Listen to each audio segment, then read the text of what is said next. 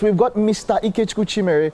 He's the founder of IT Service Africa, ITSA, and the creator of Device Health Management Service. We've spoken about that earlier on sometime on the show. Now, it's a solution built to improve asset visibility, service reliability, and operational efficiency through technology.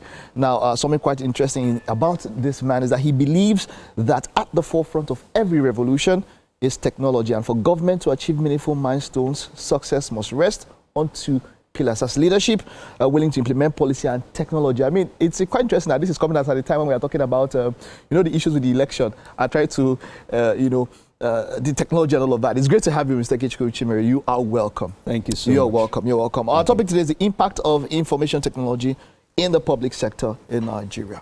It can't be overstated. We are in a world where IT is part of what we do. The issue now has to be adoption, and that's where we have a problem as a country, adopting it. How do we bridge this gap? Okay, but let me just put up a caveat there. Okay. I'm not a government official. Okay, oh, you definitely, right? okay, So yes. I'm talking purely as a Nigerian, As a Nigerian. and a technology enthusiast. Enthusiast. I think there are various things that we need to look into, as a country, leading to the adoption of information technology, right? Both as a system, both as a policy and a working principle for us. The first thing is for us to have the leadership ability to drive this, right? So everything stems on the leadership, right? And we have to look at the change management plan, right? But at the hem of affairs is the leadership that will drive this. Nigeria as a government or as a people or as a unit adopting technology as means of running government operations, it's something that I think we need to do in phases. But the leaders has to come in and agree with that. Currently now, you agree with me that we have data in different silos, right? And for us to even start with, we should look at the different data that we have in different places, trying to see how we can integrate it. But I will say this, starting this very discussion with you, that the government has done quite well, right? Okay. If you check pockets of success that we've had, is as a result of individuals that the government has elected for them to manage certain positions within the country. For example, a young chap, Ojo, that is now, at the forefront of digitalizing our immigration process. Right? Yes. Before now, we were doing about 1.2 million passports. And with that, we even had backlogs.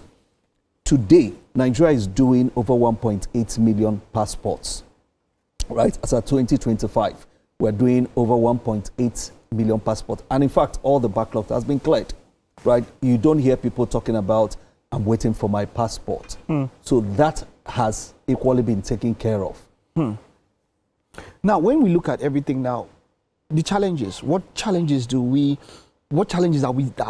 seeing or are we encounter when it comes to this adoption?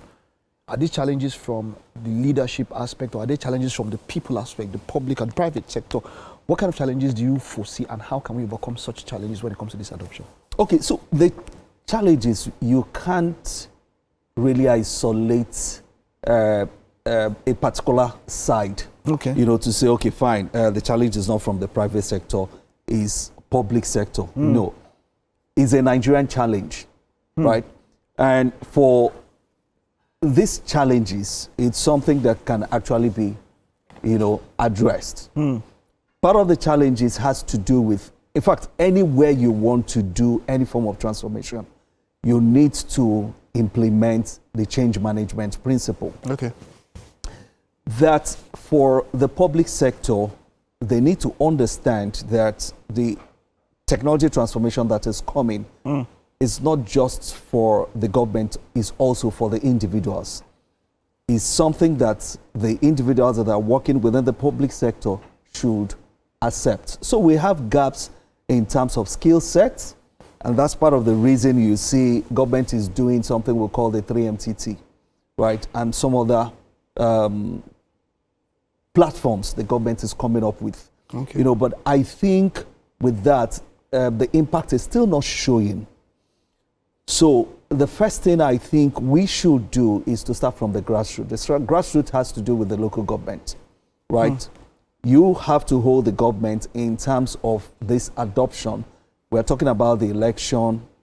Now, adopting technology to drive our electoral process is something that the government has to move in quickly to do. On the other side, the public sector, we have our own parts to do, right? And look at, for example, the issue of payment of tax. Government have decided we are going to expand our tax net. Expansion of tax net has to do with engaging the private sector, you know, to join in payment of tax. But you see, the private sector, they somehow along the line, they found a way to, you know, come off, you know, without paying the due tax. So government on its own is trying to digitalize that process to engage the individual. So for the private sector, it's time for the private sector to trust the public sector, the government, that whatever initiative government is coming up that is going to work is for the interests of both parties. sectors. So nobody is to be blamed. Right. It's just for both parties to agree that, look, we have something in common and we have to close these gaps. Now let me talk about you with your passion for what you do. Let's talk about ITSA. You yourself have developed some sort of solutions. Over the past 2 years, there are things that you've been doing. Let's talk about what you've been doing at ITSA, in what way you, as a person and your company, what you've been doing. All right. So okay, 2015, 2016, 17, I was privileged to start looking at the budget, government budget consistently. And I found out something there that, in fact, from that 2015 till 2023, we've had a consistent increase in our OPEX. And that has to do with, when you talk about OPEX, operational expenses for the government.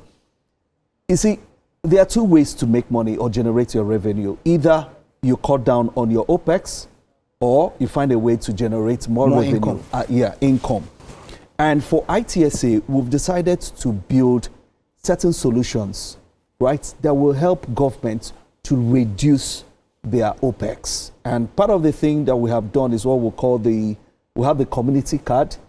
In fact, today, if you're working with the government, we have the community card that will have collapsed your complementary card, your ID card, your access control card, and we've extended it that you can actually have a credit on your card, right, as a government official. Just one card.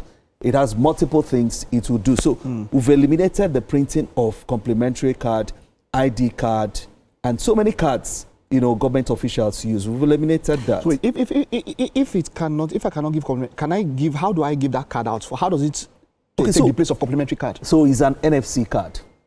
Okay. So it's an NFC card. If I have the card here and I tap it on your phone, I have my details transferred to you. I can equally use the same card as my access control. I can use the same card as my credit card. I don't need to scan it. No, I don't need. You don't need to just scan. tap. It's tap. You know what? Maybe sometime we'll have a demonstration of that. I'll get you back and we'll have that is something. Yes. So there are several things that we have built. We've also developed what we call the Asset Nova. And the focus is for us to be able to create a visibility over government assets. So government will know the assets that they have, right? And that will dovetail to their budgets. And with Asset Nova, you can actually see the depreciation, the location of certain assets that you have, from the vehicles to the systems to hardware, movable, non-movable assets that government has. We have something else that we've created, that is the DHMS. We're trying all our best to see how we can cut down on government expense through the solutions that we have built. Wow, that is quite something. Let's have your final words on all of this. You know, at times we are in a country where we've spoken about corruption, and a lot of this happen. Adoption of these particular things, and you know, how is it cutting down on expenses? Because this is where a lot of things leak out. And you know, we are talking about using, is there any way IT can help us in ways of cutting down on corruption? Let's wrap up with that. Yes. You know, but the thing is this, we're humans. It is, let me be honest, it is very difficult for you to take out corruption out of the system until you have a government or leaders that are willing to do that. Can you use technology to do that? Of course, yes. So technology can actually do that. the community card, Asset Nova, the DHMS, the PetroTac 360, all these are control solutions that we have for government. They're all for control. For control. So once you plug it, you find out that the cash flow will stop. You know, paperwork will stop. You know, more things will be digitized. And then there will be visibility over government spending and their projections. All right. Thank you. All right. Thank you so much, Mr. Ikechukwu. Thank If we you. can have a demonstration some other time, we'll get you around. I will. I'll be glad to do that. It's been a pleasure. All right. It's been a Thank pleasure. you so much. All right. We'll take a time out now. Stay with us. Wake up and shop is coming right up next.